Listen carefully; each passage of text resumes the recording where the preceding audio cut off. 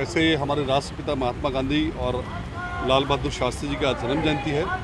जिस प्रकार से हम सब जानते हैं कि राष्ट्रपिता महात्मा गांधी ने अपने जरूरी नहीं कि हर हीरा हो हीरे जैसा खरा, लेकिन तनिष्क का हर हीरा है 100% नेचुरल और गुणवत्ता व विश्वास दोनों पर खरा। पाइए डायमंड ज्वेलरी की वैल्यू पर 20% तक off. Visit Tanishq showroom, India motor circle, Ajmer. आगे बढ़े, इस बात की खुशी है कि मोदी जी ने गांधी जी के सिद्धांतों को अपनाते हुए इस देश को आगे बढ़ाने की कोशिश की है। और जो गांधी जी का सपना था स्वराज, वास्तव में स्वराज कहते किसको है, ये मोदी जी ने सार्थक करके दिखाया है। नहीं तो पाश्चात्य संस्कृति की सरकारें बनी हैं और उन्होंने पाश्चात्य संस्कृति को ही आगे बढ़ाया था।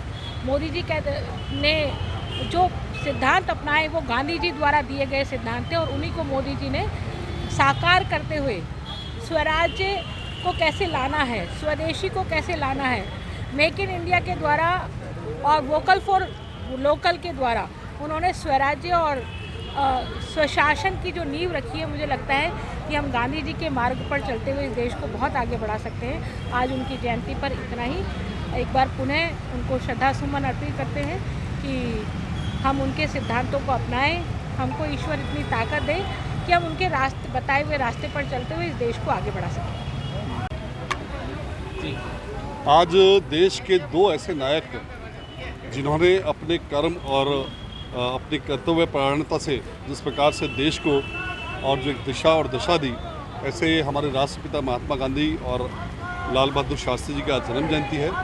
जिस प्रकार से हम सब जानते हैं कि राष्ट्रपिता महात्मा गांधी ने अपने अहिंसात्मक आंदोलन के माध्यम से इस देश को आज़ादी दिलाने में एक बहुत बड़ा महत्वपूर्ण योगदान दिया। और जिस प्रकार से न केवल भारत बल्कि पूरे विश्व के अंदर जिस प्रकार से उन्होंने अपनी इस अहिंसावादी जो नीति थी इसका एक जो प्रतिस्थापित किया, आज अनेक देश विश्व के उनको फॉलो कर रहे हैं उस नीति को।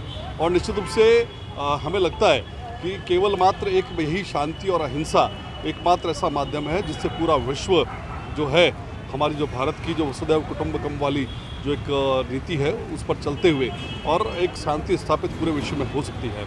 इसी प्रकार से लाल बहादुर शास्त्री जी की बात करूं तो जिस प्रकार से अपनी सादगी, सरलता और एक ऐसा नेता जिसने देश को एक दिशा उस समय दी जब हमारा देश संघर्ष काल में था और जिसकी आवाज़ में इतनी ताकत थी कि जब उन्होंने एक बार आह्वान किया कि जब देश के अंदर अकाल पड़ा और उन्होंने आह्वान किया तब पूरे देश के लोगों ने एक समय का भोजन छोड़ दिया।